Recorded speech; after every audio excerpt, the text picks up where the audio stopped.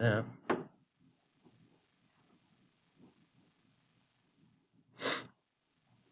there we are.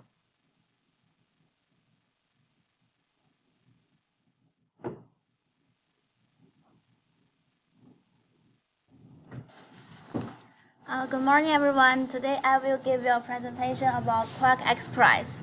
So, what is QuarkXpress? First, let's to learn about this concept. QuarkXpress is a desktop publishing software for creating and editing complex page layouts in a what you see is what you get environment. It runs both on Mac OS and Windows and has different versions for different languages. It was first released by Quark in 1987 and is still owned and published.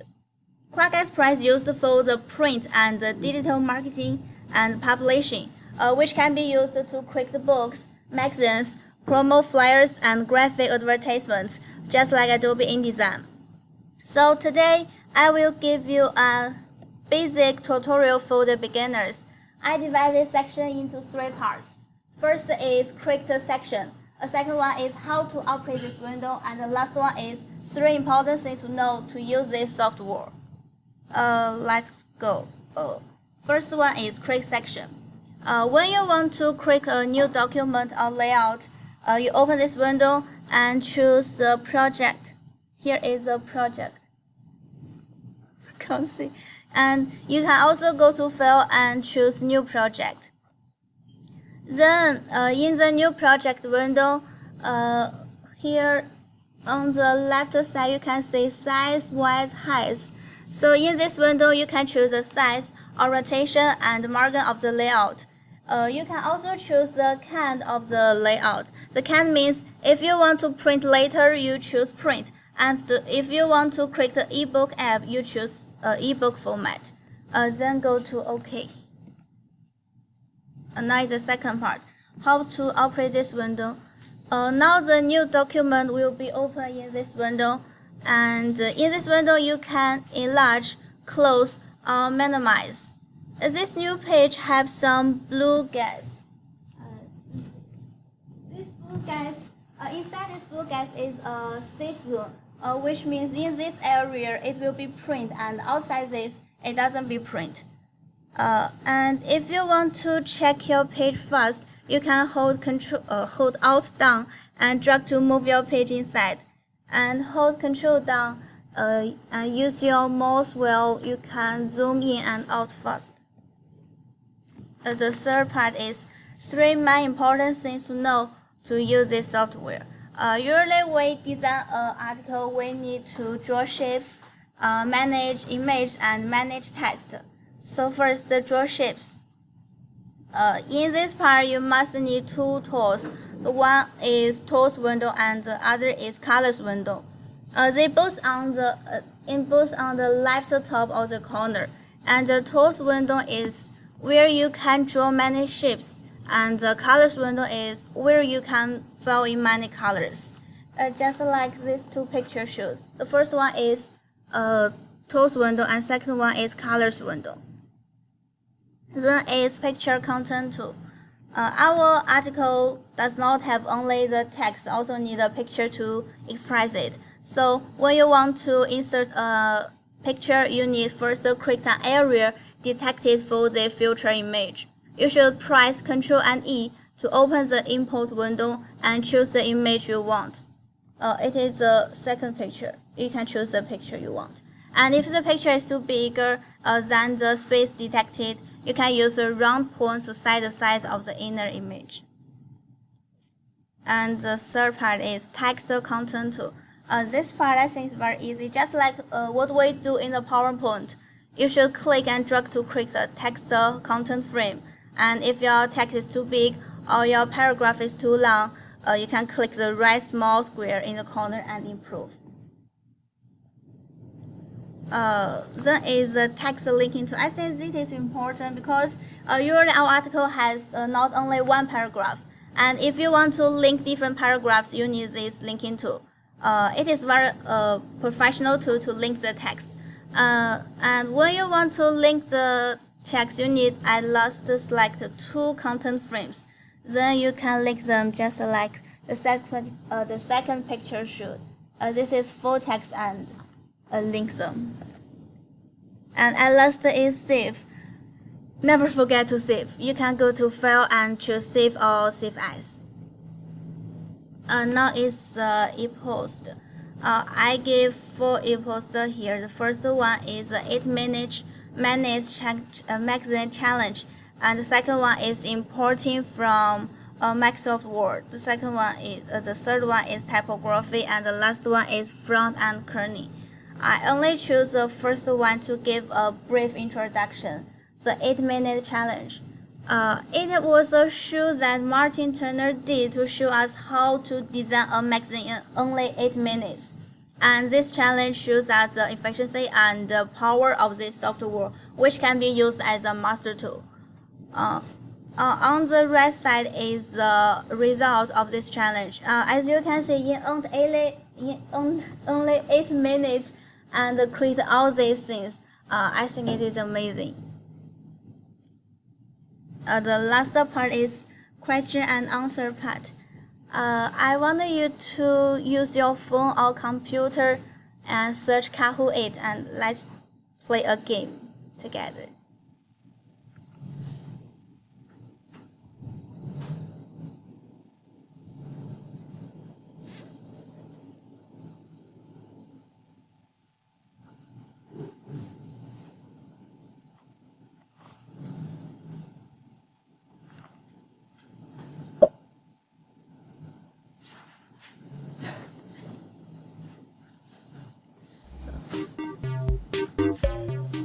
Running to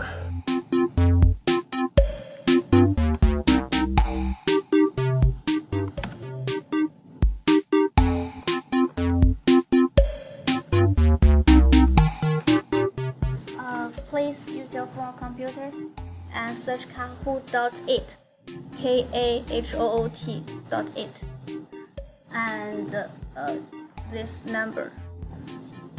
Only 3 questions and very easy. And the first place we got a small present.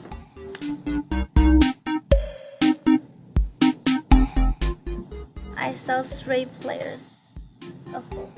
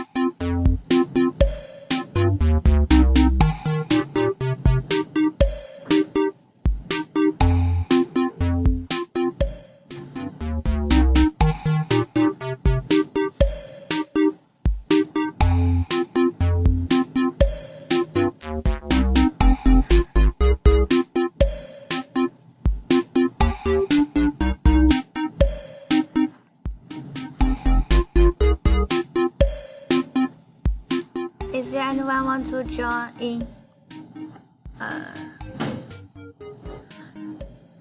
I will begin now. Each question have 20 seconds to finish. It's very easy.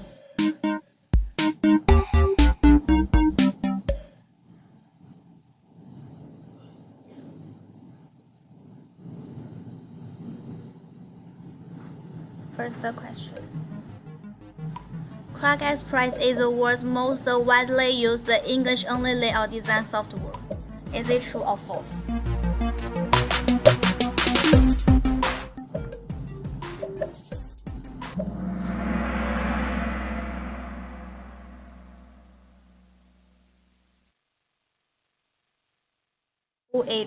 Ha ha ha ha ha. Second question.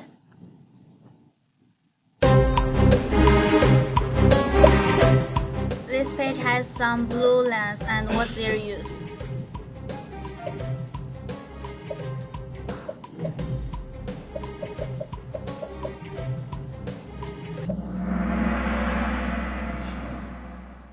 %11 is right.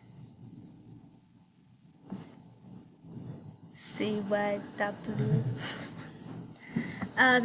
The last one.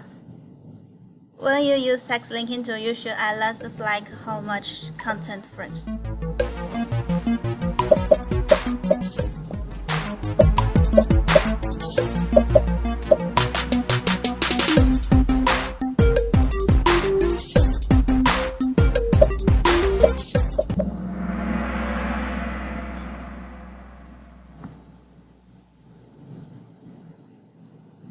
Okay, first one CYW 的小迷妹I will give you a little.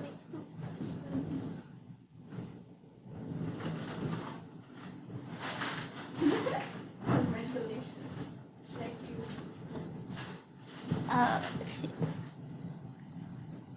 Okay, that's I also put these questions on the PowerPoint. And you can look back. That's all. Thank you.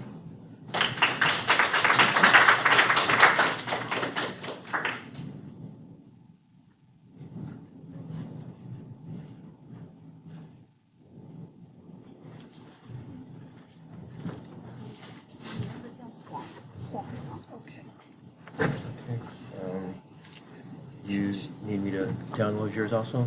Or do you have a? This. Oh, that's yours. Yes. Okay.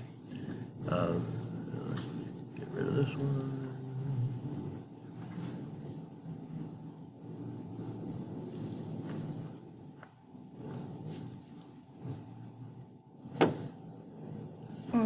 Good morning, everyone. Today, I'm going to do the simple guide 2 of QuarkXpress.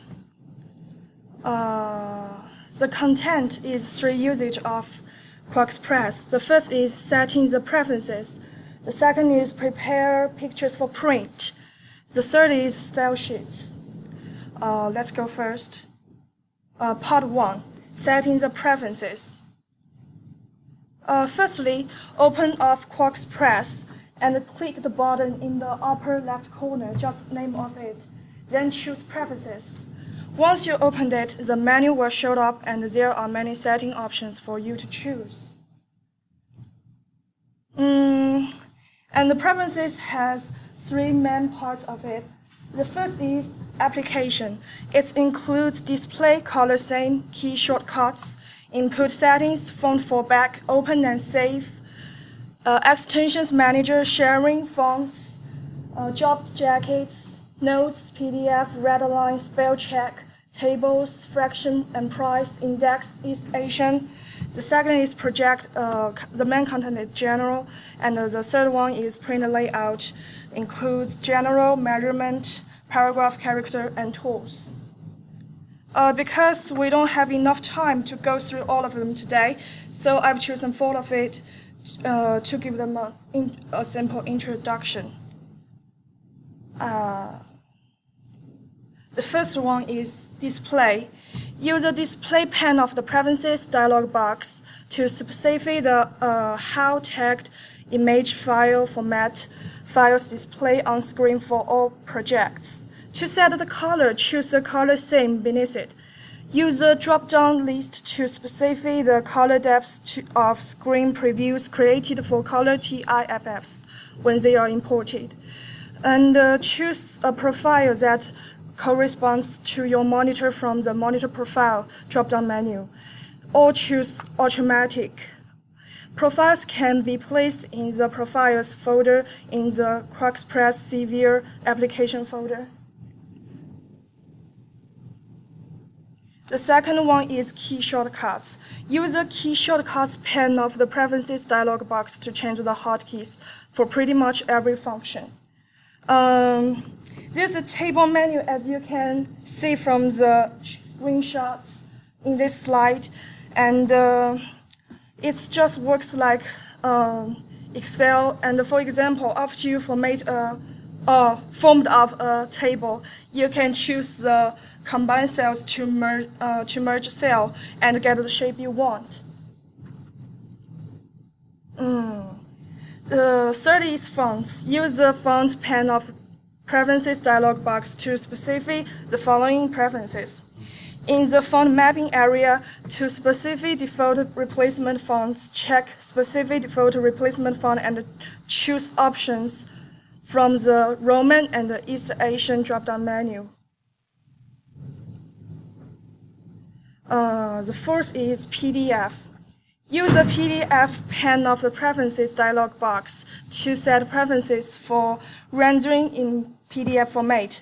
The PDF pane displays only if PDF filter extension software is loaded.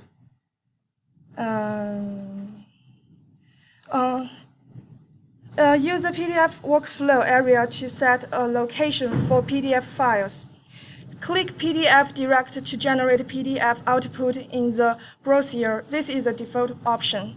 Click PDF to folder to generate and save PDF files to a folder. Use the arrow settings area to specify whether and where PDF generation and the PostScript generation errors are loaded. Check log errors to log PDF generation and the PostScript generation errors. Check this box, enable the Use Log Folder checkbox. To specify where errors should be loaded, check Use Log Folder and then click Select and Browse and navigate to the targeted folder. If you don't check this box, log files are stored in the watched folder for PDF generation as defined in the PDF panes. In Mac OS system, you can define the amount of memory your system allocates for rendering PDF files by entering a value in the virtual memory field. Part 2. Prepare pictures for print. Firstly, there are 4 steps to go. Choose a picture in your design, put it in the task area, and then choose a window option, open up guides, as you can see it from the screenshot. Third, there shows off a little menu where create, bleed, and the safety guides. Fourth, move pictures around.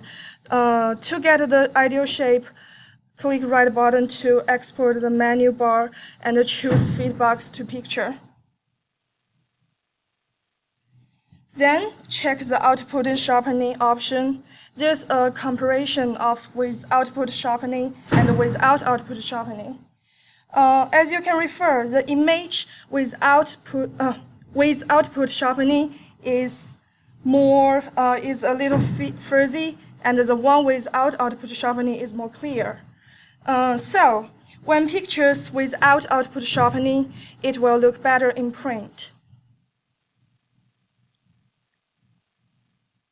Notice, remember that image resolution should equal 1.5 to 2.0 times to output line frequency. For example, 150 line frequency output requires image resolution of at least 225 to 300 pixels per inch. Part 3, Style Sheets.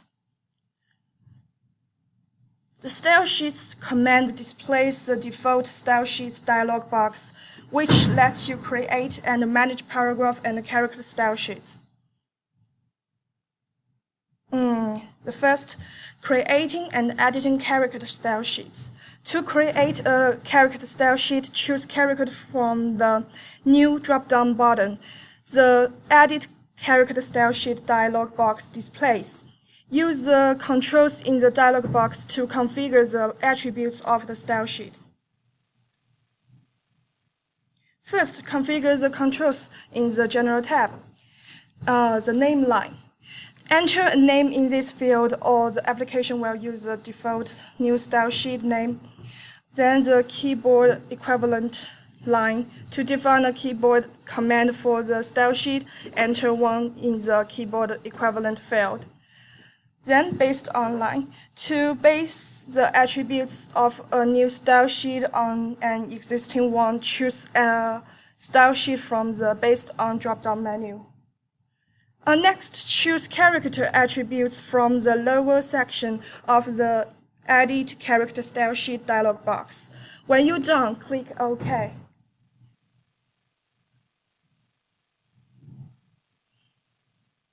Second one, creating and editing paragraph style sheets. A paragraph style sheet is named a package of paragraph and character attributes. You can apply all of the paragraph style sheets formatting attributes to text by simply applying the style sheet to the text. To create, edit, duplicate, or delete paragraph style sheets, use the default style sheets dialog box. First, configure the controls in the General tab. The name line, which is similar to the last one. Enter the name in this field, or the application will use the default new style sheet name. Then, keyboard equivalent. To define a keyboard command for this style sheet, enter 1 in the keyboard equivalent field. If you define a keyboard equivalent for the style sheet with a key sequence that also defines an existing command, the style sheet command will override the existing command when the contact tool is selected and a text box is active. The base online. To base the attributes of a new style sheet on an existing one, click the Based on drop-down menu and choose a style sheet from the list. And the next style line, to select a transition from one paragraph style sheet to another after entering a carriage return, choose a paragraph style sheet from the next style drop-down menu. The style line. To associate a character style sheet with the paragraph style sheet, choose an option from the style drop-down menu in the character attribution area. Next, use the Format tabs and Rules tabs to specify additional attributes for your paragraph style sheet. When you're done, click OK. Then goes to Q&A parts. The first question, which part does color theme belong to in Preferences section? Who knows the answer?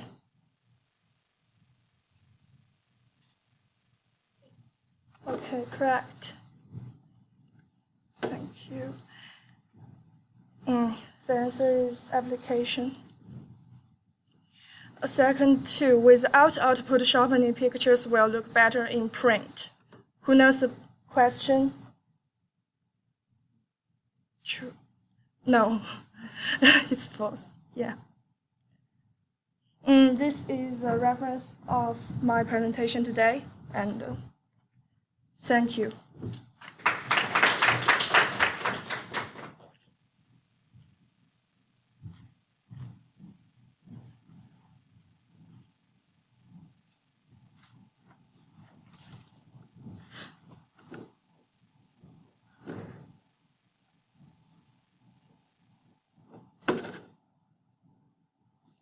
Just a couple of quick comments on the presentations today. Not so much on the presentations today, but actually the presentations in the future. Be very careful. I have said this about other subjects, but this is probably more important for this. This is kind of a difficult assignment. It's easy in that you didn't have to read a textbook chapter, but it's hard in that trying to figure out how to explain to a class how to do certain things based on just watching somebody else's video is a little bit harder in some ways.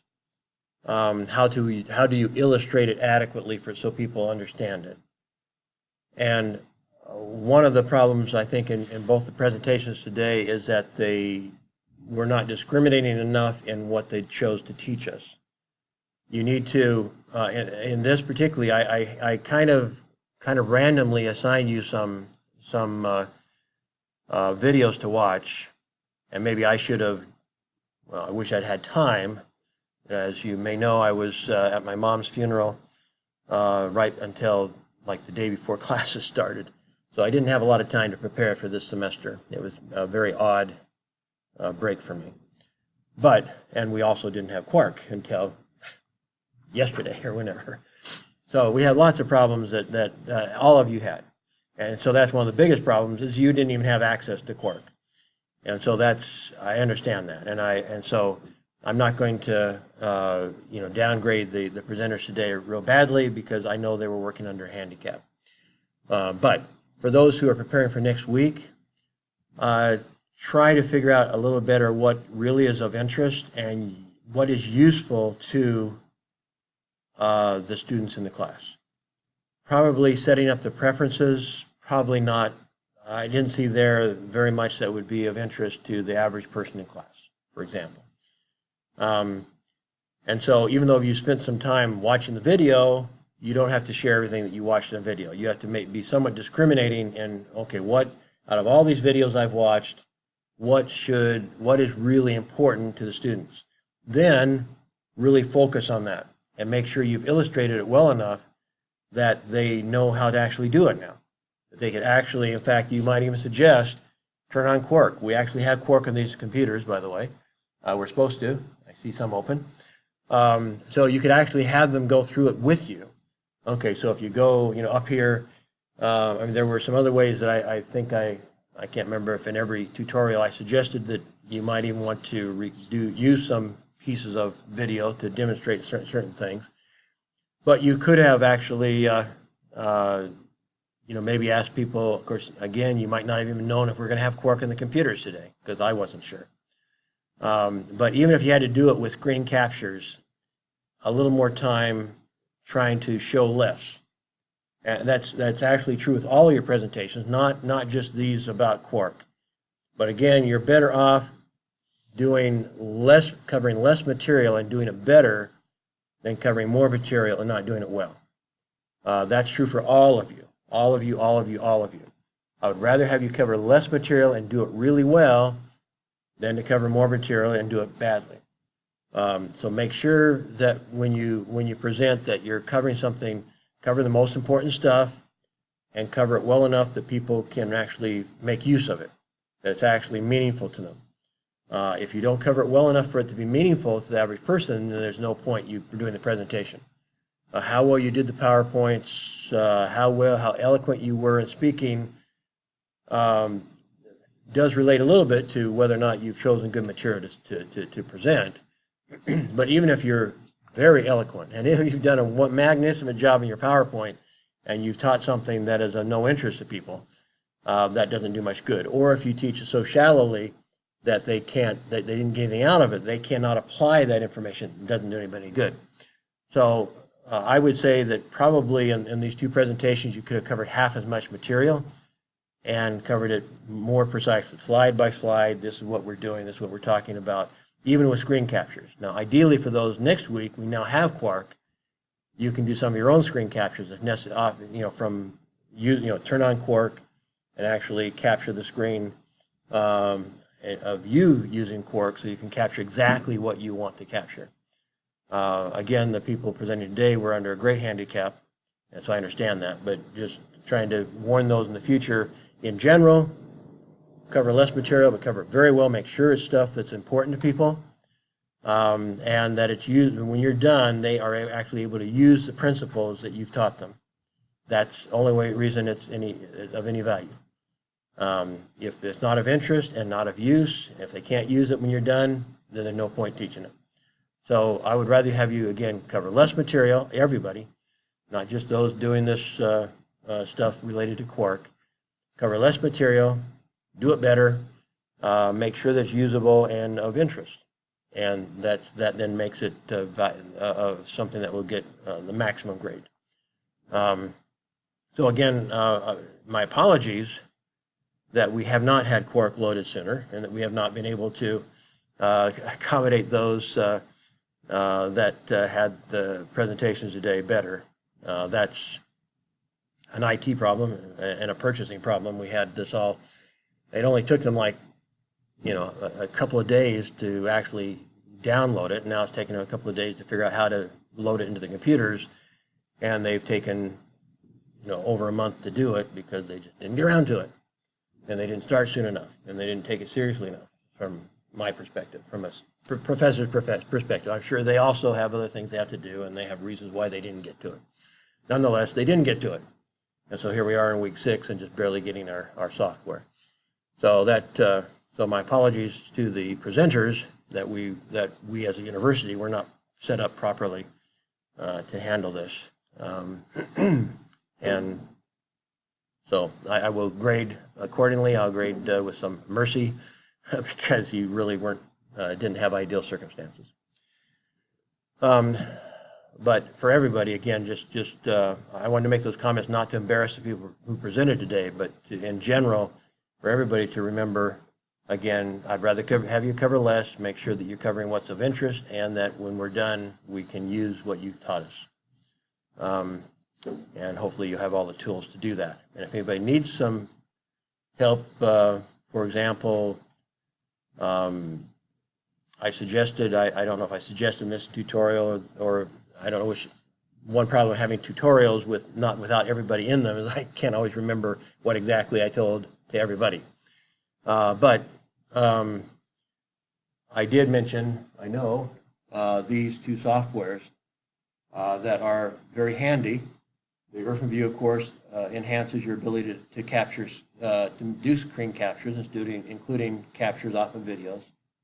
And ScreencastOMatic allows you to basically record whatever you're seeing on your computer, including video.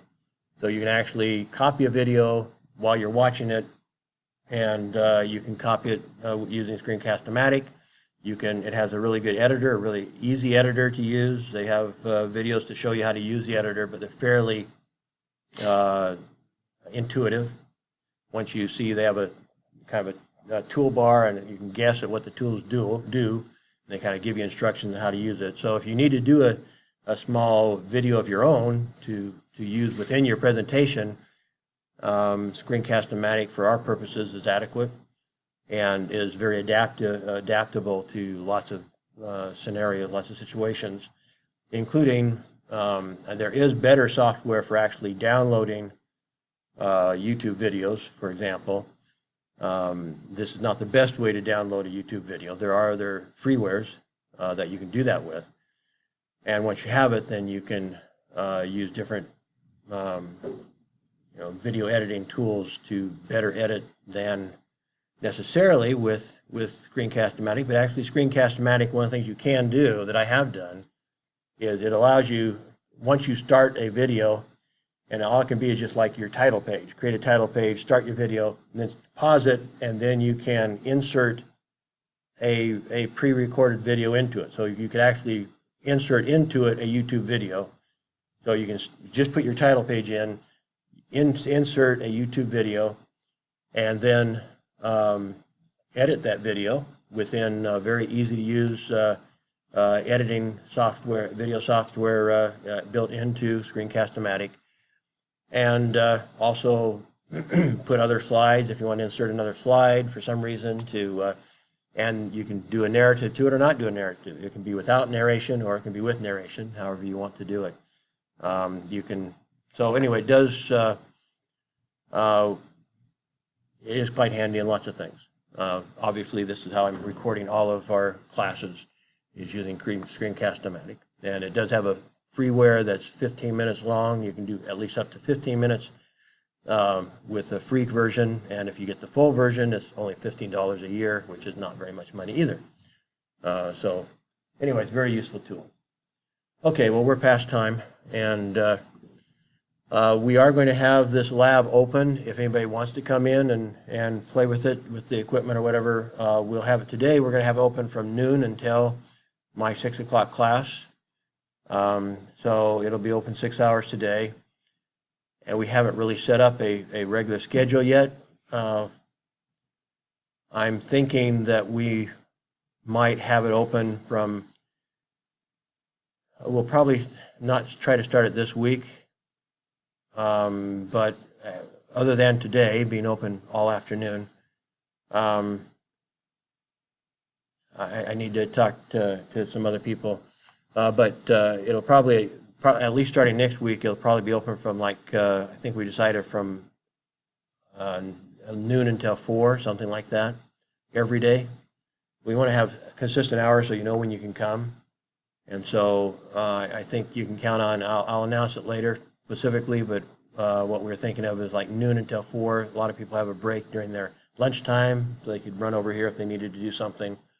And I do know that some of you have, that a lot of our students have something in the mid-afternoon, which is why, however, is why I'm having to teach tutorials at 6 o'clock at night. But I would like to start as soon as 11, but I think Luis has a class that goes maybe past 11. I'm not sure about that in here. Anybody in his class? Anybody know if his class in here is going until 12? I'm not sure. But anyway, so I'm thinking about 11 until 4, making available every day. But we'll announce that more specifically because you'll need some time to start working on your projects. You've got plenty of time. Like I say, you'll have several weeks here. Have to look at the syllabus. See, this first one you have more time than later on. Later on you have 3 weeks between assignments, but this first one you've got, I think 4 weeks at least, I think. But anyway, it's in the syllabus now. You can look there. Any other questions? Any problems? Okay. Well, we will see you later then. And again, this room will be open